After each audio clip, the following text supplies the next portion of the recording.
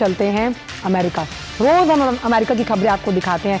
Trump साहब को सुर्खियों में रहने का शौक है और हम बात कर रहे हैं इस खबर को लेकर जहां उन्हीं के 20 राज्यों के जो डेमोक्रेट अटॉर्नी जनरल्स हैं उन्होंने ट्रंप प्रशासन के खिलाफ मुकदमा दायर किया। अलग अलग राज्य होते हैं, काउंटी होते हैं अमेरिका में, उन्होंने मुकदमा दायर किया। अब मुकदमा क्यों दायर किया? उन्होंने कहा कि ट्रंप प्रशासन जो तमाम राज्य सरकारें हैं उन्हें धमका रहा है। उनसे कहा जा रहा है कि अगर वो जो आव्रजन प्रवर्तन कार्रवाइयां हैं, यानी कि माइग्रेशन से जुड़ी हुई तमाम जो नीतियां हैं, उसमें अगर आप ट्रंप सरकार का सहयोग नहीं करते तो आपको जो फंडिंग दी जाती है, किस लिए? आपके ट्रांसपोर्टेशन के लिए, नेचुरल और डिजास्टर से निपटने के लिए, वो अरबों डॉलर रोक दिए जाएंगे। यानी कि धमकीबाज ट्रंप लगातार धमकी देते हुए बाज ही नहीं आ रहे और राज्य सरकारों को लगातार धमका रहे हैं। आव्रजन जो प्रवर्तन कार्रवाइयां हैं, अगर आप उन पर सहयोग नहीं करते तो आपको मुश्किल होगी। बाज नहीं आ रहे ट्रंप। और सबसे अहम बात यहां पर यह है कि अगर आप नहीं मानते, सीधी सी बात है भाई, नहीं मानोगे तो जो आपके डॉलर हैं उनको तरफ जाएंगे आप। वो डॉलर किस लिए? वो आपकी अपनी काउंटी के लिए, अपने राज्य को इंप्रूवमेंट करने के लिए, बेहतर बनाने के लिए आपको वो डॉलर्स चाहिए। तो अगर आप उन नीतियों का सहयोग नहीं करते हैं तो वो आपके डॉलरों को रोक दिया जाएगा। अब 20 राज्यों के जो डेमोक्रेट्स हैं उन्होंने जाकर ट्रंप प्रशासन पर मुकदमा दायर किया। उन्होंने कहा कि जो तमाम निधियां, यानी कि जो तमाम पैसा आप हमें दे रहे हैं, आप उसके लिए हमसे सौदेबाजी कैसे कर सकते हैं? वो कहते हैं ना कि प्यार में जैसे सौदा नहीं होता, ऐसे आप लड़ाई में भी सौदेबाजी ना कीजिए हमसे।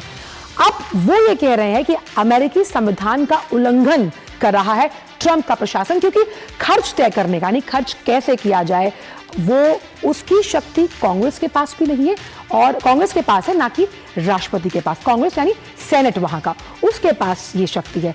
हालांकि अभी तक किसी भी राज्य की जो संघीय निधि है, यानी जो उनको फंड दिया जाता है, उसे रोका नहीं गया। ये अच्छी बात है। और इसी पर ज्यादा जानकारी के साथ अखिलेश सुमन इस वक्त हमारे साथ जुड़ गए हैं। अखिलेश, ट्रंप लगातार धमकाने के लिए अगर कोई वर्ल्ड रिकॉर्ड है उसमें नंबर 1 पर होंगे। ये धमकाने से चीजें सुलझाने से ज्यादा वो उलझ जाती हैं, और इस बार उन्होंने 20 राज्यों के अटॉर्नी जनरल को धमकाया है। देखिए, निश्चित तौर पे ट्रंप की जो नीति है वो अंतर्राष्ट्रीय राजनीति में वो टैरिफ का डर दिखाकर डिप्लोमेसी को चला रहे हैं, और घरेलू नीति में वो ग्रांट को रोकने का भय दिखाकर अपने जो वोटर बैंक है उसको खुश करने की कोशिश कर रहे हैं, अपनी नीतियों को लागू करने की कोशिश कर रहे हैं।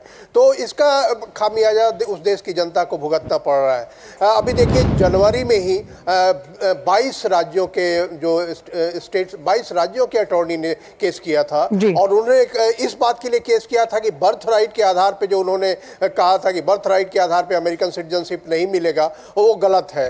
तो अमेरिका में एक फाइट चल रही है, अमेरिका में फाइट चल रही है कि जो इमिग्रेशन को ऐसा नहीं है कि पहले इलीगल इमिग्रेशन को, इलीगल इमिग्रेंट को बहुत अच्छा माना जाता था, लेकिन इलीगल इमिग्रेंट को एक कानून की प्रक्रिया के तहत उन्हें वापस भेजा जाता था। सभी जगह हर बार भेजा गया है, चाहे वो बाइडेन का प्रशासन हो या डेमोक्रेट के किसी भी शासन का प्रशासन हो। लेकिन ट्रंप जितना कर नहीं रहे उससे ज्यादा वो बोल रहे हैं, और इसी क्रम में अभी उन्होंने राज्यों को धमकाया है, जिसमें कि 20 राज्यों ने, जिसमें कि न्यूयॉर्क और वाशिंगटन जैसे राज्य शामिल है, उन्होंने केस कर दिया है फेडरल कोर्ट में। उन्होंने कहा है कि आप इस तरह से धमकी की भाषा में नहीं बोल सकते। तकरीबन 1.6 बिलियन डॉलर का ग्रांट उनको मिलता है स्टेट्स को, उस ग्रांट को रोकने की वो धमकी दे रहे हैं। तो उनका कहना है कि देखिए, लॉ इन्फोर्समेंट की जो बात है, लॉ इन्फोर्समेंट का काम जो है स्टेट्स के पास है। ठीक है, इमिग्रेशन का राइट जो है, कौन इमिग्रेंट है, कौन नागरिक हो सकता है, ये राइट निश्चित तौर पर सेंटर के पास है, अमेरिका में भी। लेकिन जो लॉ इन्फोर्समेंट है उसको आप मजबूर नहीं कर सकते कि आप तुरंत इतना टारगेट पूरा कर दिए। हर राज्य की एक अपनी अपनी तरीके की नीति है, उस नीति के अनुसार वो करेंगे काम।